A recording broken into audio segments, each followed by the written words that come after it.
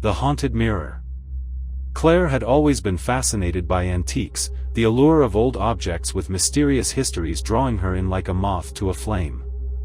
So when she found the mirror at a local market, she knew she had to have it. The mirror was beautiful, its ornate frame carved with intricate, swirling patterns that seemed almost alive, shifting and changing when she glanced away. The glass was polished to perfection, reflecting the world with an almost unnatural clarity. It was a piece that spoke of forgotten times and untold secrets, and Claire was captivated. The old man who sold it to her was eager to get rid of it. His hands trembled as he wrapped it carefully in a cloth, his eyes avoiding hers as he muttered something about the mirror being old and temperamental. Claire didn't pay much attention to his words, she was too entranced by her new find. She carried the mirror home with a sense of excitement, eager to find the perfect spot for it in her bedroom. Once home, she hung the mirror on the wall opposite her bed, admiring how it caught the light and made her room feel larger, more mysterious. She stood in front of it, admiring her reflection, pleased with how the mirror seemed to enhance her features. But as she turned to leave, she thought she saw something move in the background, just a flicker, like a shadow passing quickly out of view. She shook her head, telling herself it was just her imagination, and went on with her day. That night, as Claire got ready for bed, she couldn't shake the feeling that something was off. The mirror seemed to draw her attention, pulling her gaze towards it even when she tried to look away. She caught glimpses of things that shouldn't be there, dark shapes lurking in the corners of the room, faces that weren't her own staring back at her, their expressions twisted and unnatural. She tried to dismiss it as fatigue, but the unease lingered, making it difficult to fall asleep. Over the next few days, the strange occurrences only grew worse. The mirror's reflections became more distorted, more unsettling. Claire began to see her deepest fears play out in the glass, visions of being lost in a dark, endless void, of faceless figures reaching out to drag her down into the shadows. The mirror seemed to taunt her, showing her things she never wanted to see, things that left her feeling cold and hollow. Then came the night when everything changed. Claire was brushing her hair in front of the mirror, trying to ignore the prickling sensation of being watched, when she noticed something strange. Her reflection wasn't moving in sync with her. She raised her hand to touch her face, but the reflection did not mimic the action.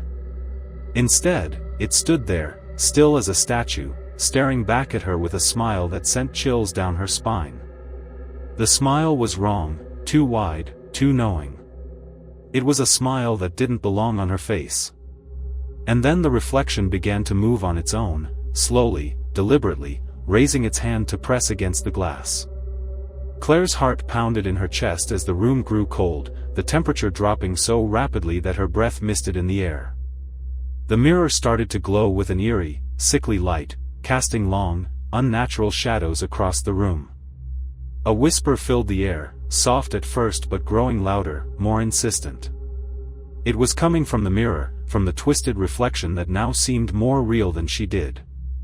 The voice was cold and malevolent, telling her that it wanted her soul, that it had been waiting for someone like her, someone who could be trapped, someone who could take its place.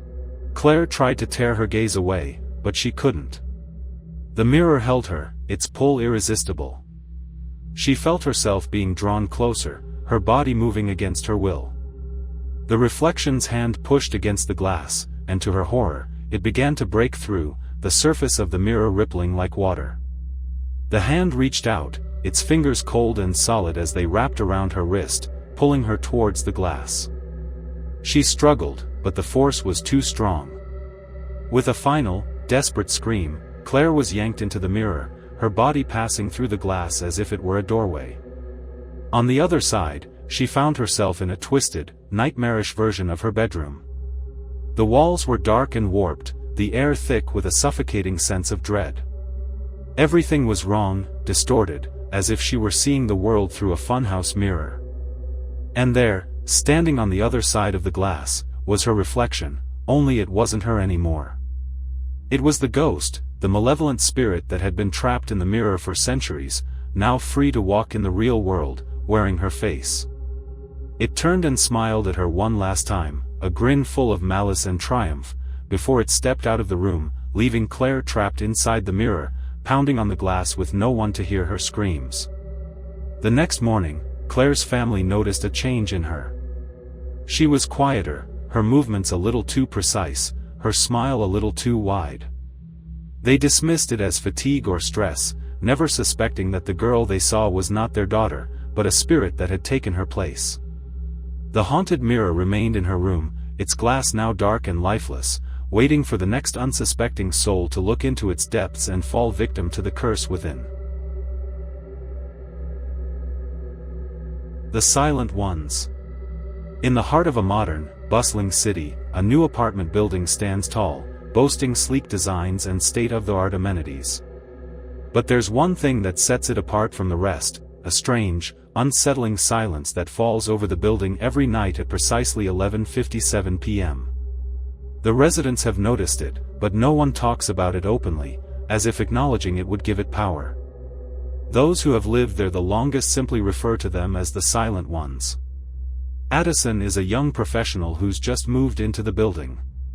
She's thrilled with her new place, a stylish loft with floor-to-ceiling windows that overlook the city. She's been told that the building is one of the safest and most luxurious in the area, but from the moment she steps inside, she can't shake the feeling that something is off.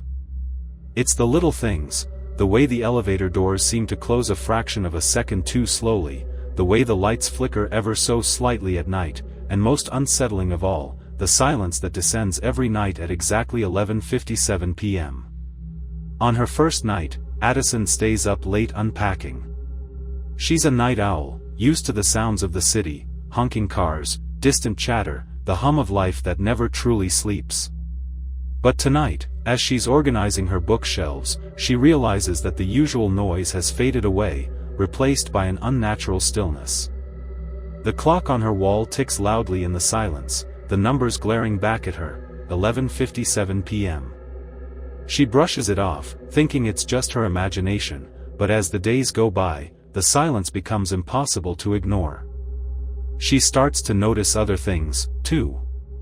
The neighbors she passes in the hallway avoid eye contact, their smiles too forced, their faces pale and drawn. She hears whispers of strange occurrences, people vanishing in the middle of the night, strange figures seen moving in the shadows. The more she learns, the more she feels the weight of the building's dark history pressing down on her. One night, unable to sleep, Addison decides to investigate.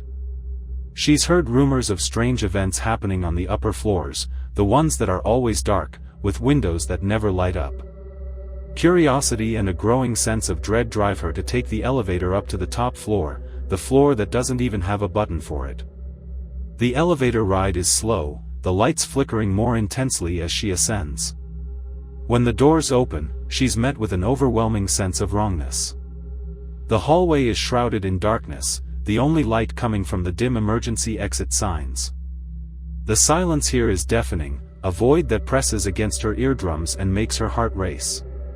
She takes a deep breath and steps out, her footsteps echoing unnaturally loud in the stillness. The hallway stretches on, seemingly endless. As she walks, she notices that the walls are lined with doors, each one slightly ajar, revealing dark, empty rooms beyond. She hears a faint whispering, a low murmur that seems to come from all around her, yet from nowhere in particular. The sound grows louder as she approaches the end of the hallway, where a single door stands fully closed. Her hand trembles as she reaches for the doorknob, but before she can touch it, the door swings open on its own. Inside is a dimly lit room, furnished in a style that's decades old, heavy, dark furniture, faded wallpaper, and a thick layer of dust coating everything. In the center of the room stands an old-fashioned gramophone, its needle hovering over a spinning record. The whispering is louder now, clearer, and she realizes with a shock that it's coming from the record, which plays a distorted, garbled version of a familiar tune. Addison steps inside, drawn by a force she can't explain. The door closes softly behind her, and the temperature drops sharply. Her breath fogs in front of her, and the shadows in the room seem to move, as if alive. She feels eyes on her, hundreds of eyes, watching her every move. She turns slowly, and her blood runs cold as she sees them, figures standing in the corners of the room, their faces obscured by darkness, their eyes glowing faintly in the dim light. They are the silent ones, the residents who vanished without a trace, their souls trapped in the building, forced to serve the malevolent force that rules the top floor.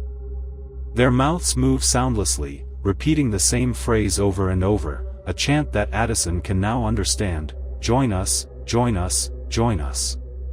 Addison tries to back away, but her feet won't move. The silent ones step closer, their whispers growing louder, more insistent. She feels their cold breath on her neck, their fingers brushing her skin, and she knows she's made a terrible mistake. The gramophone slows, the record warping as it plays the final note, and the silent ones are upon her, dragging her into the darkness. She wakes up in her bed, drenched in sweat, her heart pounding in her chest. The clock reads 11:56 p.m. It was just a dream, she tells herself, just a horrible, vivid nightmare. But as the clock ticks over to 11:57 p.m., the silence descends once more, and she knows that it wasn't a dream at all. Addison tries to scream, but no sound comes out. Her mouth moves, forming words that she can't hear, and she realizes with horror that she's become one of them. The shadows close in around her, the room fading away as she's pulled into the darkness, her soul trapped in the building's endless night. The clock on her wall ticks loudly in the silence, counting down the seconds until the next soul is claimed. The Hungry Doll. In the quiet village of Greymoor, nestled between rolling hills and thick forests, there was a tale whispered among the children, a tale of a doll unlike any other. The story was simple yet terrifying. "Beware the hungry doll," they would say, a small porcelain figure with wide, staring eyes and a mouth that seemed too big for its face. The doll, it was said, came to life at night, feeding on the souls of those who dared to neglect it. Sophie had always loved her dolls. She had a collection of them, each one carefully placed on a shelf in her room, their dresses meticulously arranged, their hair combed and braided. Her favorite was a rag doll with button eyes and a soft, stitched smile. But that changed one day when a package arrived from a distant relative, an aunt she had never met, who lived far away in a place Sophie could hardly remember. Inside the package was the hungry doll. Sophie's first impression was one of awe. The doll was exquisitely crafted, with a dress made of the finest silk and hair that shone like spun gold. Its porcelain face was delicate, almost lifelike, with wide, glassy eyes that seemed to follow her every move. But there was something unsettling about its mouth. It was slightly open, revealing teeth that seemed too sharp, too real. Sophie's mother, charmed by the doll's beauty, placed it on the shelf with the others. Sophie, however, couldn't shake the feeling that there was something wrong with the doll. She would catch its eyes staring at her, even when she wasn't looking directly at it. At night, the feeling intensified, as if the doll was watching her, waiting. The first night after the hungry doll arrived, Sophie was woken by a faint scratching sound, like tiny claws scraping against wood. She sat up in bed, her heart pounding, but the room was silent. She looked over at her shelf, where her dolls sat in a neat row, the hungry doll in the center, its wide eyes gleaming in the dim light. She told herself it was just her imagination, and eventually, she fell back asleep. But the next morning, something was different. Her favorite rag doll had been moved. It was no longer sitting upright with the others but was instead slumped over, its button eyes facing the wall as if it had been deliberately turned away from the hungry doll. Sophie frowned, but her mother dismissed it, saying it must have fallen over during the night. But Sophie knew her dolls never moved on their own. The scratching sounds continued every night, growing louder and more insistent. Sophie began to dread the nights, lying awake in bed, clutching her blankets tightly as the sounds crept through the darkness.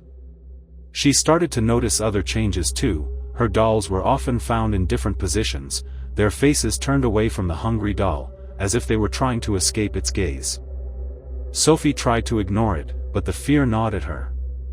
She began to feel like a prisoner in her own room, unable to escape the doll's watchful eyes. She tried to move the hungry doll to a different shelf, but no matter where she placed it, its eyes seemed to follow her, always watching, always waiting. One night, Sophie awoke with a start, a cold sweat clinging to her skin. The room was deathly silent, the air thick with an oppressive stillness. She felt a presence in the room, something dark and malevolent. Slowly, she turned her head towards the foot of her bed, and there it was, the hungry doll, standing on her bed, its wide eyes gleaming in the moonlight that filtered through the curtains. The doll's mouth began to open, slowly and deliberately, revealing sharp, needle-like teeth that gleamed in the dim light. Sophie's breath caught in her throat, her body frozen with fear. She wanted to scream, to run, but her limbs wouldn't obey her. The doll began to move, crawling up the bed, its tiny hands clutching the blankets as it drew closer. In a voice that sounded like the rustling of dead leaves, the doll whispered, "I'm hungry." Sophie's heart pounded in her chest as the doll crawled closer, its cold, porcelain hands reaching out to touch her skin. She felt a sharp pain as the doll's teeth sank into her, not tearing flesh, but something deeper, something more vital. It was as if the doll was draining her very life force, consuming her essence with every bite. Her vision blurred, and a wave of exhaustion swept over her. The room grew darker, the world fading away as the doll continued its feast. Sophie tried to scream, but no sound came out. The last thing she saw was the doll's wide, staring eyes, filled with an insatiable hunger. When morning came, Sophie's parents found her lying in bed, pale and lifeless, her skin cold to the touch. The hungry doll sat on her chest, its eyes now dull, its mouth closed, the sharp teeth hidden once more. The doll was placed back on the shelf, a strange, heavy silence settling over the room. The villagers whispered about Sophie's death, but no one dared to speak of the hungry doll. It remained on the shelf, its once vibrant eyes now dark, as if sated for the time being. But the villagers knew the truth, the doll was always hungry, always waiting. And so, the children of Greymoor were warned to take care of their toys, to cherish them and keep them close. But the hungry doll remained, watching from its perch, its hunger growing with each passing day, waiting for the next child to come along, to love it, to neglect it, and to become its next meal. The Spider's Lair. In the secluded village of Duskmire, nestled at the edge of a vast and ancient forest, there existed a chilling tale passed down through generations. The story spoke of a monstrous spider that lurked deep within the woods, weaving its massive webs between the trees. The villagers claimed that the spider lured unsuspecting souls into its lair with promises of unimaginable treasure, only to ensnare them in its deadly web and drain them of their blood. Most villagers avoided the forest, wary of the ominous legend, but there were always those who believed they could outsmart the ancient creature. Clara, a determined and fearless girl, had heard the tales of the spider since she was a child. Her family was struggling, her father, once a proud farmer, was now too sick to work, and their crops had failed for the third year in a row. Desperation gnawed at Clara's heart as she watched her mother fret over their dwindling supplies. The promise of treasure, hidden deep within the forest, was too tempting to ignore. It could be the answer to their prayers, the salvation her family desperately needed. Armed with nothing but a flickering lantern and her father's old hunting knife, Clara made up her mind to venture into the forest.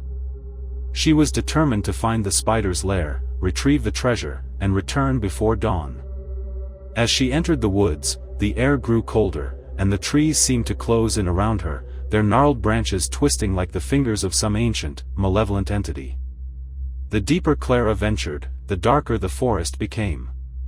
The light from her lantern struggled to penetrate the thick fog that clung to the ground like a shroud. Every rustle in the underbrush, every snap of a twig, sent a shiver down her spine, but she pressed on, driven by the thought of her family's suffering. The stories of the spider's victims whispered in the back of her mind, but she pushed them aside, focusing on the task at hand.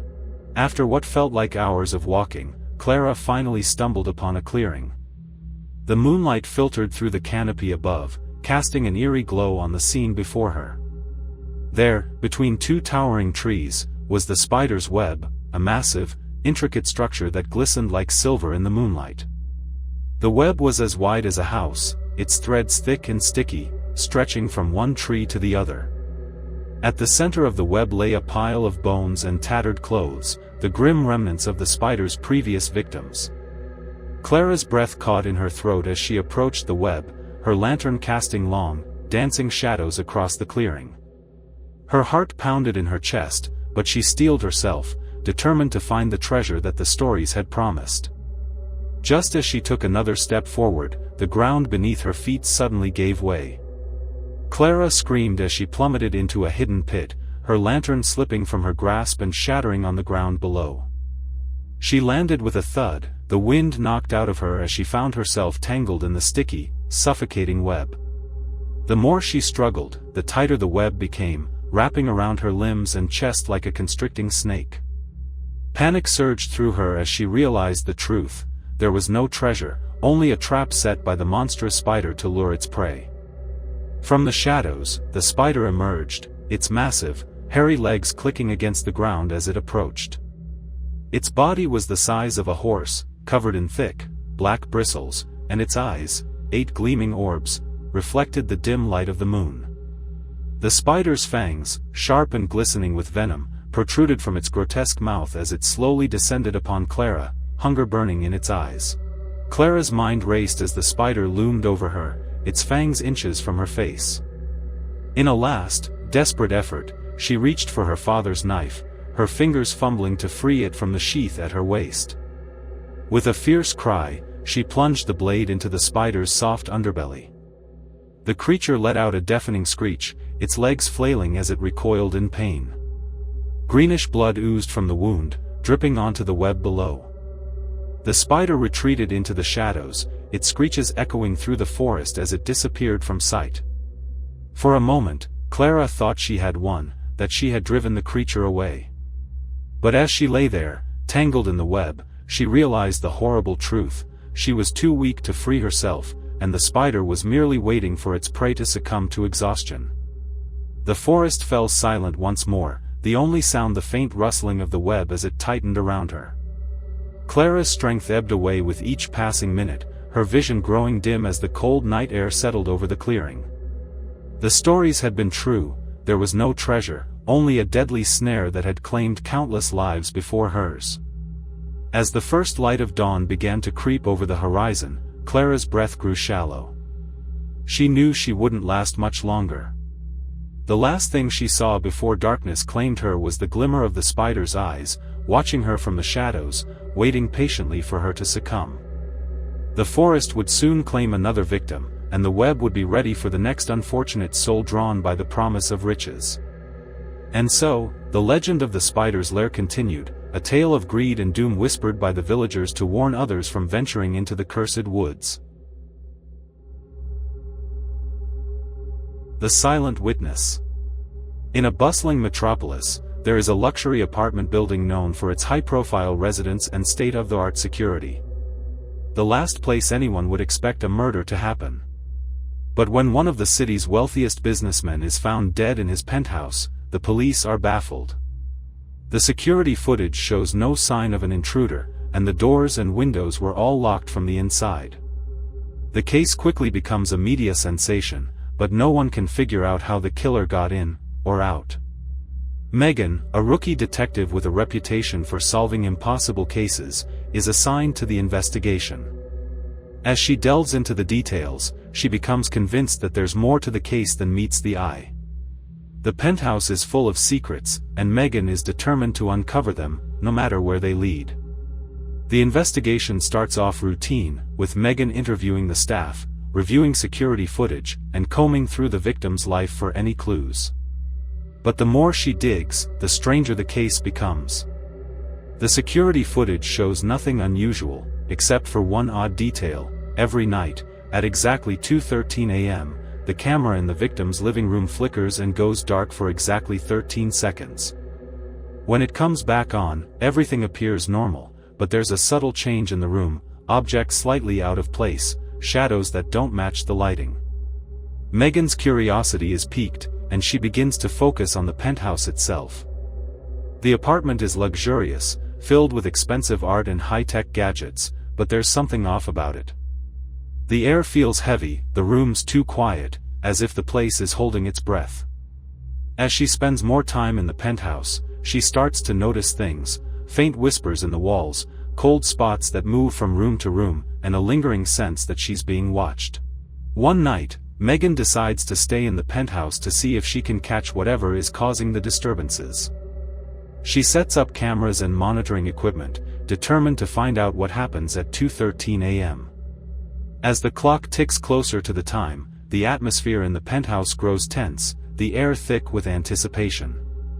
At exactly 2:13 a.m., the lights flicker, and the cameras go dark. Megan feels a cold draft pass through the room, and when the lights come back on, she notices something that makes her blood run cold, a figure standing in the corner, just out of the camera's view. It's not fully solid, more like a shadow or a wisp of smoke, but it's there, watching her. The figure moves closer, its form shifting and twisting, and Megan realizes that it's not a person, but something far more sinister, a malevolent spirit, a silent witness to the murder. The spirit doesn't speak, but its presence is overwhelming, filling the room with a sense of dread. Megan tries to move, but her body is frozen, paralyzed by the spirit's gaze. As the spirit looms over her, Megan is hit with a sudden realization: the spirit isn't just a witness, it's the murderer. The businessman wasn't killed by a human hand, but by this vengeful entity, a spirit trapped in the penthouse, lashing out in anger and despair.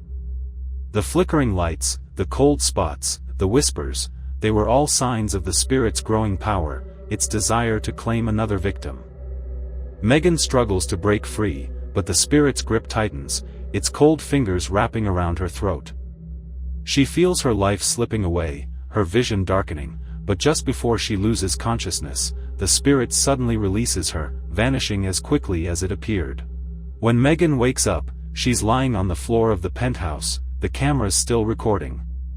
She reviews the footage, but there's no sign of the spirit, only the flickering lights and the brief blackout. The evidence is gone, leaving her with nothing but her own terrifying memories.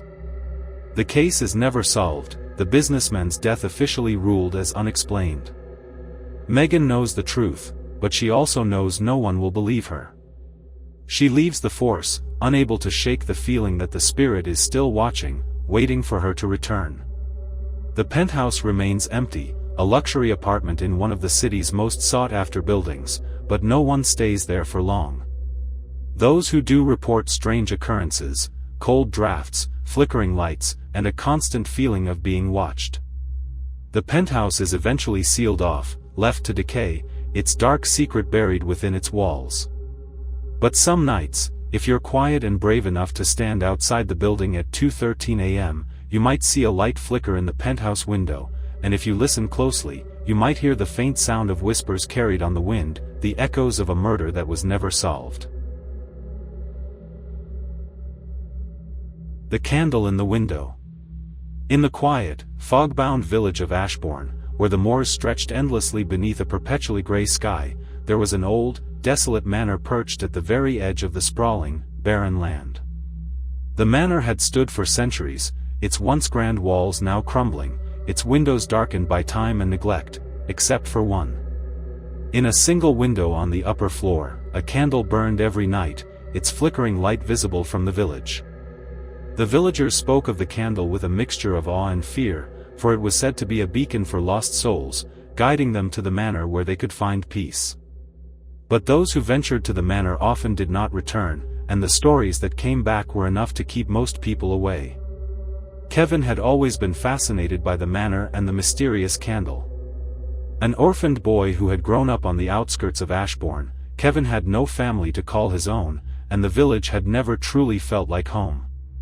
He often wandered the moors, finding solace in the solitude, and from a young age, he had been drawn to the flickering light in the distant manor. It was a strange comfort, that lonely candle, burning night after night in a house that was otherwise dark and abandoned. The other villagers warned him to stay away, telling tales of those who had been lured by the candle's light, only to disappear into the manor's shadowy depths. But Kevin couldn't shake the feeling that the candle was calling to him, that it was somehow meant for him.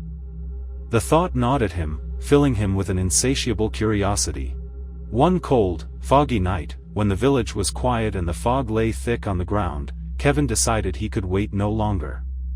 He wrapped himself in his tattered coat, slipped out of the small room he called home, and began the long walk across the moors toward the manor. The path was treacherous, the fog so dense that it seemed to swallow the world around him, but the candle's light flickered in the distance, guiding his steps. As he neared the manor, the fog seemed to thicken, the air growing colder with each step. The silence was oppressive, broken only by the distant sound of the wind howling through the moors. Kevin could feel an eerie presence watching him, a sensation that sent shivers down his spine, but he pressed on, determined to uncover the truth behind the candle. The manor loomed before him, its stone walls dark and foreboding, the windows staring out like empty eyes. But there, in the upper window, the candle burned brightly, its flame unwavering despite the chill in the air. Kevin hesitated for only a moment before pushing open the creaking front door and stepping inside. The interior of the manor was just as desolate as he had imagined. The walls were bare, the floors covered in dust, and the air was thick with the smell of burning wax. The candle in the window cast long, flickering shadows across the room, but the rest of the house was shrouded in darkness, the cold seeping into his bones. Kevin took a deep breath and began to explore the manor, his footsteps echoing off the walls. The silence was unnerving, the darkness pressing in on him from all sides. As he moved from room to room, he began to see things, shadowy figures that seemed to flit in and out of the corners of his vision. At first, he thought it was just his imagination, tricks of the light and the fog playing on his mind. But as he ventured deeper into the manor, the figures became more distinct, more real. They were the lost souls the villagers had spoken of, drawn to the candle's light but now trapped within the manor's walls. Their faces were gaunt and pale, their eyes hollow and full of despair. They watched him silently, their forms barely more than wisps of smoke, as if they were barely clinging to existence. The sight of them filled Kevin with a deep sense of unease, but he couldn't turn back now. He had to find the source of the candle's light, to understand what power it held. At last, he found his way to the upper floor, where the candle burned in the window.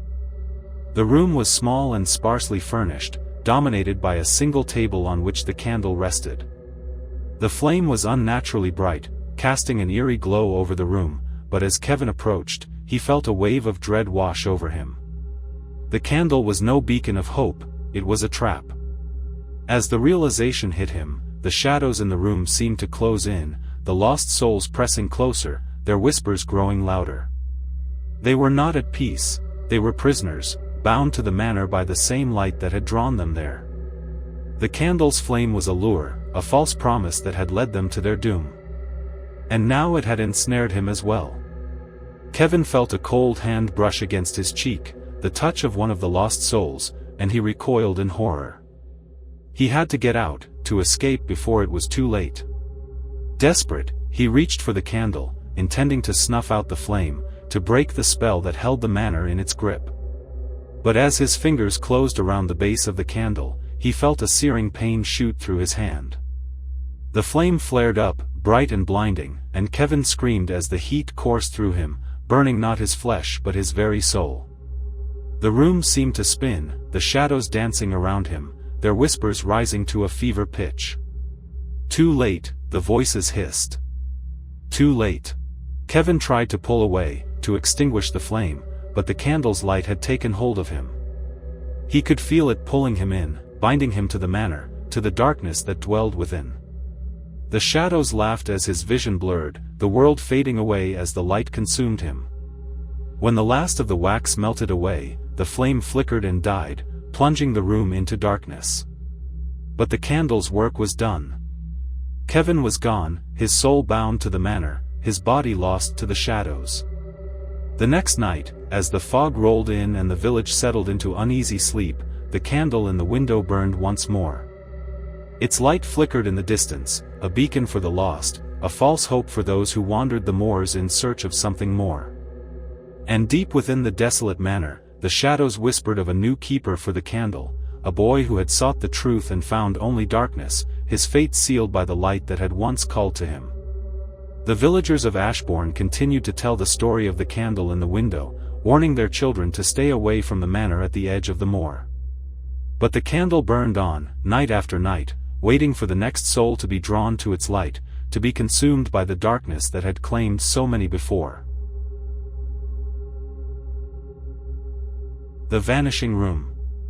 In the heart of a modern city, there stands an old, towering apartment building that has witnessed the passage of time for over a century.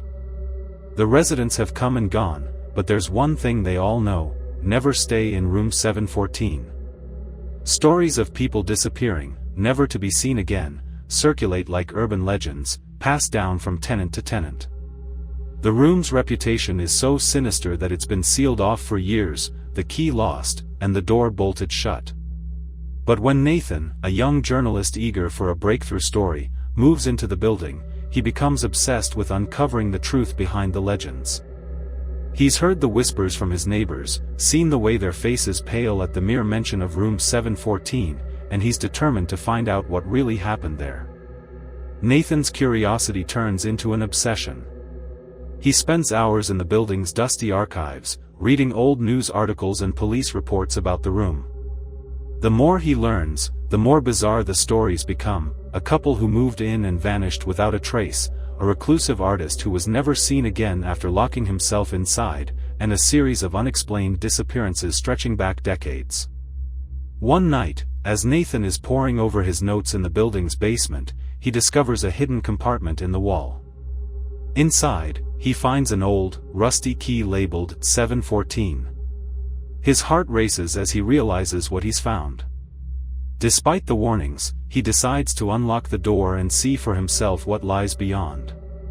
At midnight, Nathan stands before the door of room 714. The hallway is eerily quiet, the air heavy with anticipation. With a deep breath, he inserts the key into the lock and turns it. The door creaks open, revealing a room bathed in dim, flickering light. The room is surprisingly ordinary at first glance, furnished with old, dusty furniture and faded wallpaper. But there's something off about the place, a feeling that the walls are watching him. As Nathan steps inside, the door swings shut behind him, and the lock clicks back into place. He tries to turn the knob, but it won't budge, he's locked in. As Nathan explores the room, he begins to notice strange details. The furniture is arranged at odd angles, the shadows on the walls don't match the objects casting them, and the light bulb flickers erratically, casting eerie patterns across the ceiling. He feels a growing sense of unease, as if the room is alive, pulsating with a malevolent energy.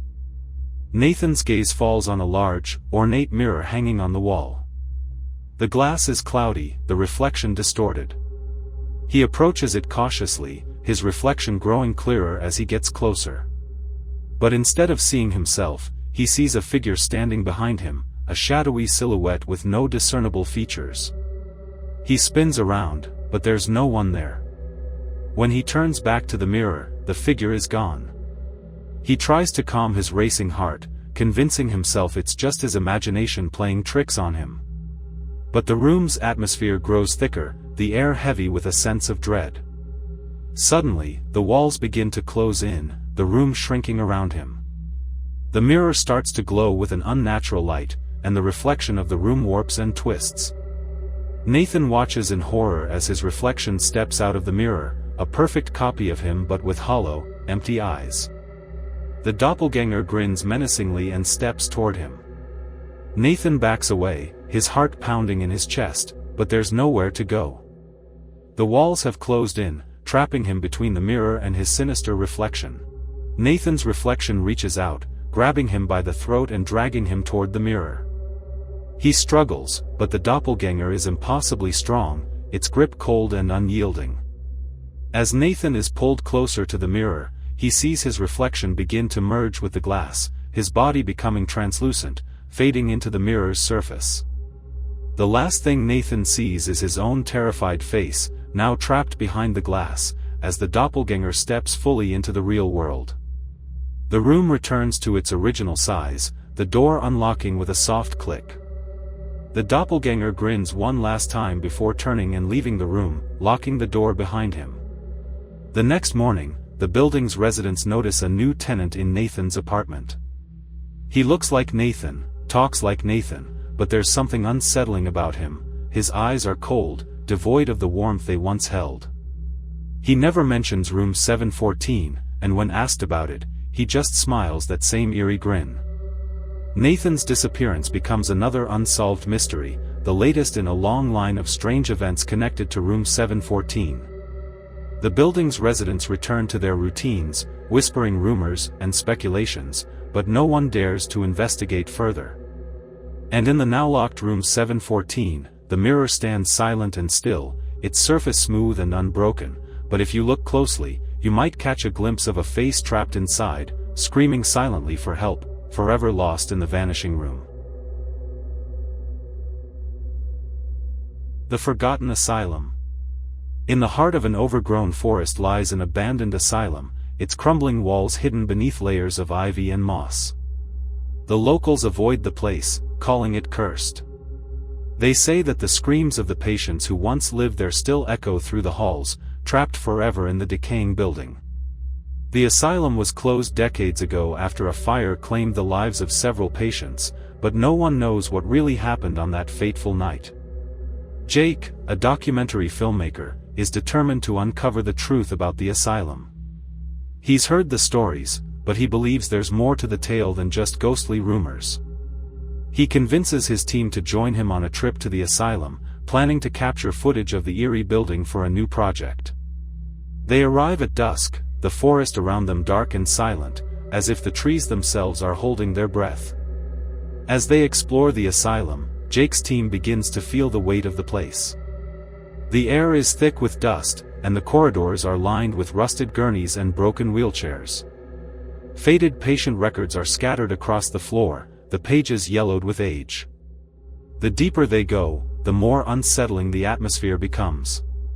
The walls are covered in strange symbols, and the doors to the patient rooms are scratched and dented, as if someone, or something, tried to claw their way out. The team sets up their cameras in the main hall, where they've heard the most activity is reported. As they start filming, the temperature drops suddenly, their breath visible in the cold air. The camera lights flicker, and the sound of distant whispers fills the room, growing louder and more frantic. Jake, eager to capture the phenomenon, pushes forward, leading his team deeper into the asylum. They reach the lower levels of the asylum, where the fire supposedly started. The air is thick with the scent of smoke, despite the fire having been extinguished years ago. The walls are charred, and the floor is littered with debris. As they move through the hallways, they hear the unmistakable sound of footsteps behind them, but when they turn around, there's no one there. The team stumbles upon a large, metal door at the end of the corridor. It's partially ajar, and through the gap, they can see a dim light flickering inside. Jake pushes the door open, revealing what appears to be an old operating room.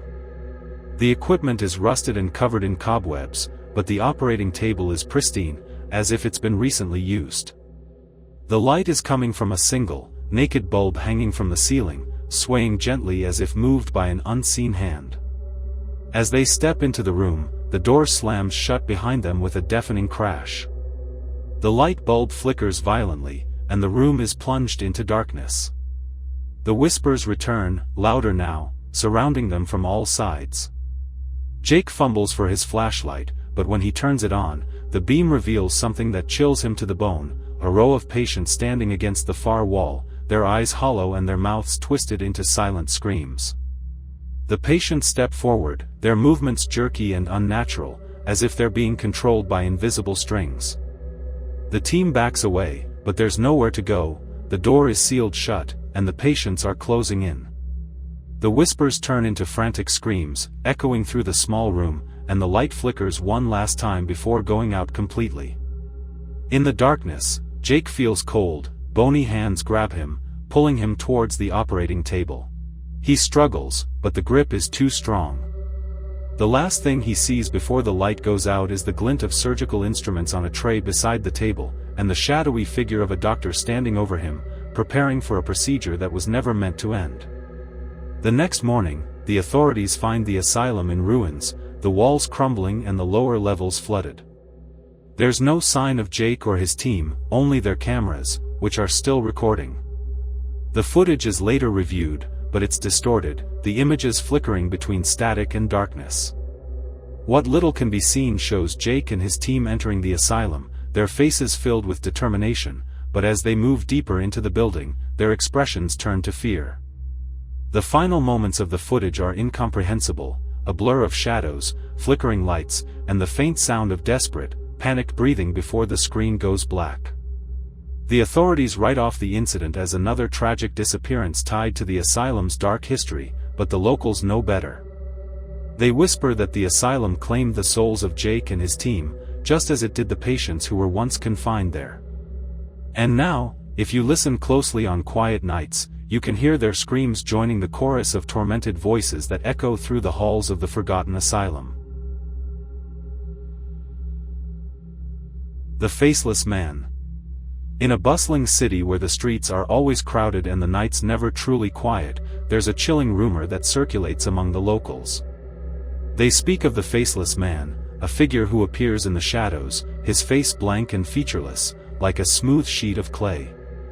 Those who see him are never the same, haunted by nightmares and whispers that follow them wherever they go.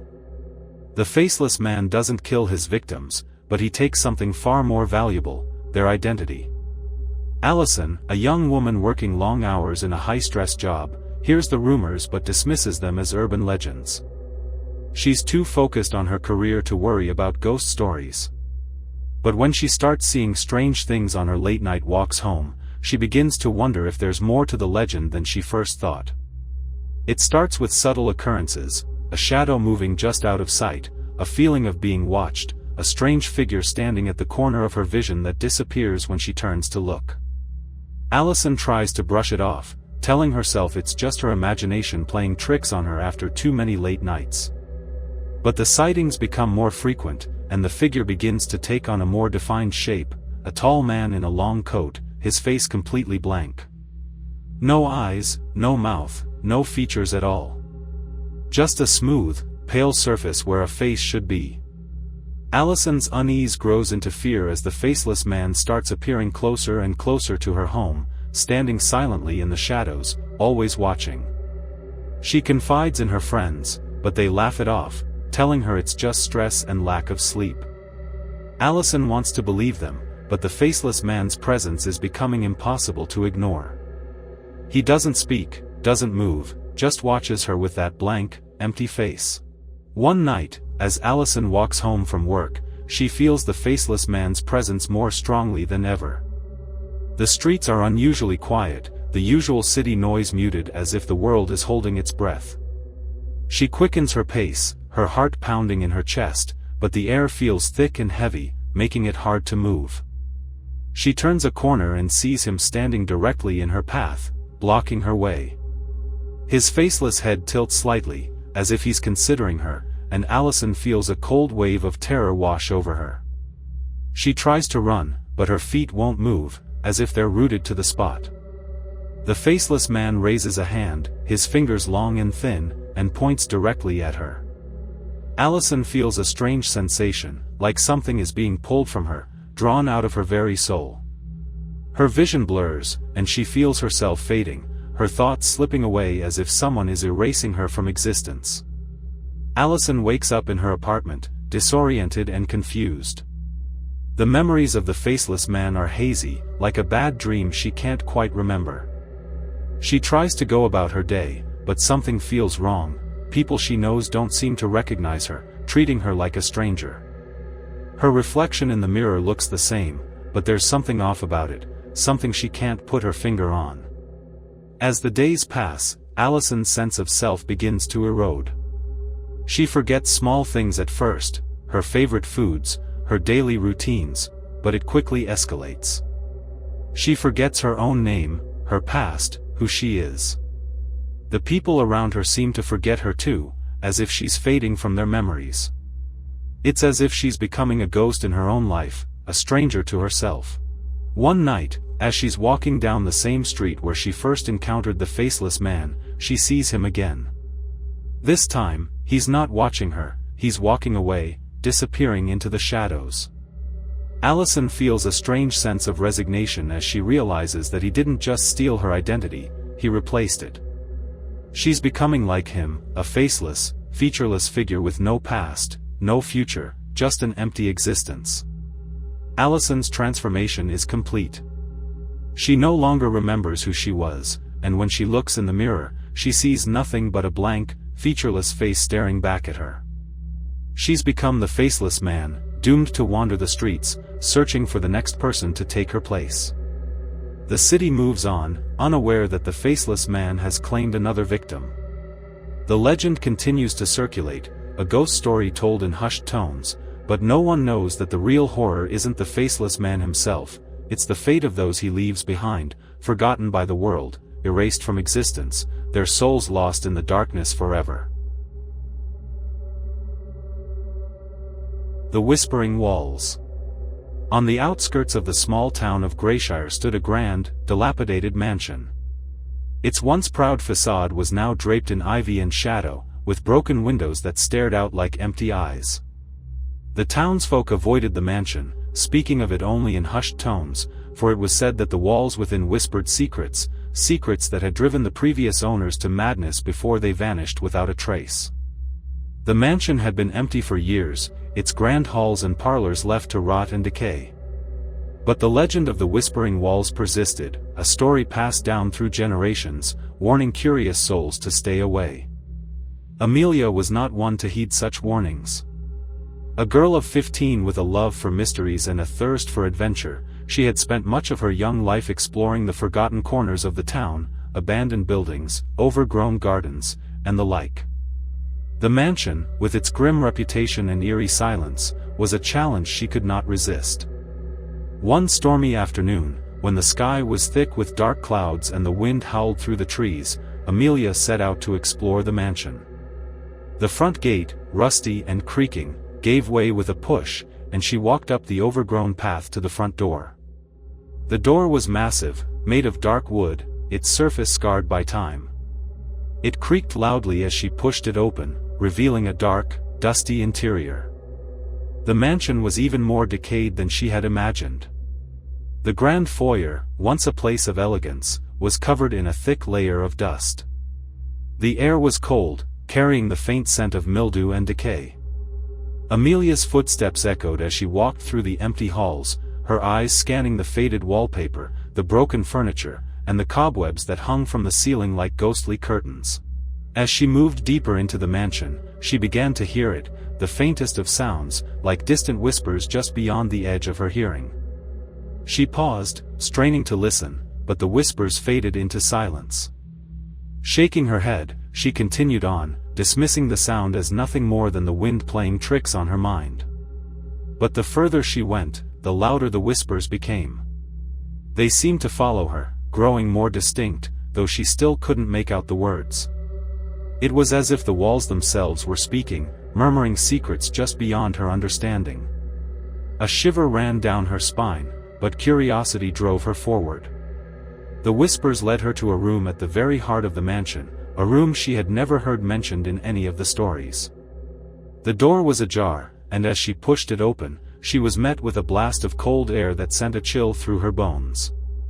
The room was dark, the only light coming from the stormy sky outside, filtering through a small, grime-covered window. The walls of the room were unlike any she had seen in the mansion. They were covered in strange, faded symbols, circles, lines, and patterns that made no sense to her. The air was thick with the scent of mildew and something else, something darker. As she stepped inside, the whispers rose to a cacophony, filling her mind with fragmented thoughts and images that weren't her own. Amelia clutched her head, trying to block out the noise, but the whispers only grew louder, more insistent. Flashes of the mansion's past flooded her mind. She saw grand parties, guests in elegant attire, laughter echoing through the halls. But then the images shifted, growing darker. Shadows moved through the halls, creeping along the walls like living things. She saw the terrified faces of the mansion's former inhabitants, their eyes wide with fear, their mouths open in silent screams. The whispers became voices, each one distinct yet blending into a terrible chorus. They spoke of betrayal, of anger, of a darkness that had taken hold of the mansion and refused to let go. The walls seemed to pulse with energy, drawing closer, as if they were alive, feeding on her fear. Panic gripped Amelia as she realized the truth. The whispers were the trapped souls of those who had lived in the mansion, their spirits bound to the walls by a dark curse. They were desperate to be heard, to be free, and they had chosen her as their vessel. The walls began to close in on her, the symbols glowing faintly with a sickly light. The whispers were now screams, echoing in her mind, filling her with their pain and despair. She turned to run, but the door slammed shut, the sound like a gunshot in the silent room. She was trapped. Amelia pounded on the door, her screams joining the voices in the room, but there was no escape. The walls pressed closer, the whispers drilling into her mind, breaking her down piece by piece. She could feel herself fading, her thoughts becoming fragmented, her body growing cold. The last thing she heard before everything went dark was the sound of her own voice, now a part of the endless whispering, as her soul was absorbed into the walls. The mansion remained empty, its secrets locked away behind its decaying walls. The whispers continued, faint but persistent, waiting for the next curious soul to venture inside. The townspeople still spoke of the mansion, warning their children to stay away, but no one ever dared to enter. The walls of the mansion held too many secrets, and they whispered to anyone brave enough to listen. The Candle Man. In the mist-shrouded village of Gloomwick, where the fog clung to the earth like a heavy blanket and the night seemed to stretch on forever, there was a story that everyone knew but no one dared to speak of aloud. It was the tale of the Candle Man, a mysterious figure who appeared only on the darkest of nights, carrying a single flickering candle. The elders whispered that those who crossed paths with the Candle Man were never seen again, their souls trapped forever in the wax of his ever-burning candle. Thomas was a boy with a restless spirit and a thirst for adventure, the kind that often led him into trouble. He had heard the tale of the Candle Man many times, told in the hushed tones of frightened villagers around the hearth. But unlike the others, Thomas did not fear the story, he was intrigued by it. He longed to see if the legend was true, to know if the Candle Man was real or just another ghost story meant to keep children in their beds. One night, when the fog was so thick that even the moon could not pierce through it, Thomas decided to test his courage. He waited until the village was asleep, the lights in the windows extinguished, and then he slipped out of his home, a small lantern clutched in his hand. The streets were deserted, the air heavy with an unnatural silence. The only sound was the soft crunch of Thomas's footsteps on the damp cobblestones. As he wandered through the empty streets, Thomas began to feel a chill creeping up his spine. The fog seemed to grow thicker with each step, swirling around him like a living thing, obscuring the path ahead. The houses of the village loomed out of the mist like ghosts, their outlines blurred and shifting. Thomas's heart began to race, but he pushed the fear aside, telling himself that it was just the fog playing tricks on his mind. But then, he heard it, a faint, almost imperceptible sound. The flicker of a flame. Thomas froze, his breath catching in his throat. He strained his ears, trying to locate the source of the sound, but the fog muffled everything. Then, out of the corner of his eye, he saw it, a faint, flickering light, just ahead of him, barely visible through the swirling mist. Curiosity and fear warred within him, but Thomas couldn't resist the pull of the light. He began to walk toward it, his feet moving almost of their own accord. The closer he got, the more he could make out the figure holding the candle. The light revealed a tall, shadowy silhouette, its face hidden in darkness, the candle burning brightly in its outstretched hand. Thomas's heart pounded in his chest as he approached the figure. The air around him grew colder, the fog so thick now that he could barely see his own hands. The candle's flame flickered and danced, casting long, eerie shadows on the ground. Thomas wanted to turn back. Thomas froze, his breath catching in his throat. He strained his ears, trying to locate the source of the sound, but the fog muffled everything. Then, out of the corner of his eye, he saw it, a faint, flickering light, just ahead of him, barely visible through the swirling mist. Curiosity and fear warred within him, but Thomas couldn't resist the pull of the light. He began to walk toward it, his feet moving almost of their own accord. The closer he got, the more he could make out the figure holding the candle. The light revealed a tall, shadowy silhouette, its face hidden in darkness, the candle burning brightly in its outstretched hand. Thomas's heart pounded in his chest as he approached the figure. The air around him grew colder, the fog so thick now that he could barely see his own hands. The candle's flame flickered and danced, casting long, eerie shadows on the ground. Thomas wanted to turn back, to run as fast as he could, but his body betrayed him, his legs carrying him closer to the candle man. The figure remained still, silent as the grave, its face a void of darkness. As Thomas drew near, the candle man extended the candle toward him, the flame reflecting in Thomas's wide, terrified eyes. The light was mesmerizing, pulling him in, making his thoughts sluggish and his body heavy. Suddenly, the flame flared brighter, and Thomas felt a searing cold rush through his veins, freezing him in place. He couldn't move, couldn't breathe, as if the very life was being drained from him. His vision blurred, the world around him fading into darkness as his soul was drawn into the candle's flame. The last thing Thomas saw before the darkness claimed him was the candle man's face, or rather, the absence of one. Beneath the hood, there was nothing but shadow, a deep, endless void that seemed to swallow all light. The candle man turned, the candle now burning brighter than before, and disappeared into the fog, leaving behind nothing but the echo of Thomas's final breath. The next morning, the village awoke to a thick, oppressive fog that seemed heavier than usual. As the villagers went about their day, they noticed something strange at the church altar, a new candle, small and unassuming, burning with a steady, unwavering flame. The wax dripped slowly, each drop glistening like a tear, but no one questioned where the candle had come from or why it never seemed to go out. The villagers spoke in hushed whispers of Thomas's disappearance, but no one dared to suggest what they all secretly feared. And so, the story of the candle man continued, a cautionary tale passed down through the generations. The villagers would often glance at the candle on the altar, its flame flickering ever so slightly, and shudder at the thought of the souls trapped within the wax, their voices forever silenced. But at night, when the fog rolled in and the village was shrouded in darkness, some claimed they could hear the faint flicker of a flame, and see a shadowy figure moving through the mist, carrying a candle that burned with the light of lost souls. And in those moments, the villagers would lock their doors and draw their curtains tight, praying that the candle man would pass them by, and that they would not become the next to vanish into the night.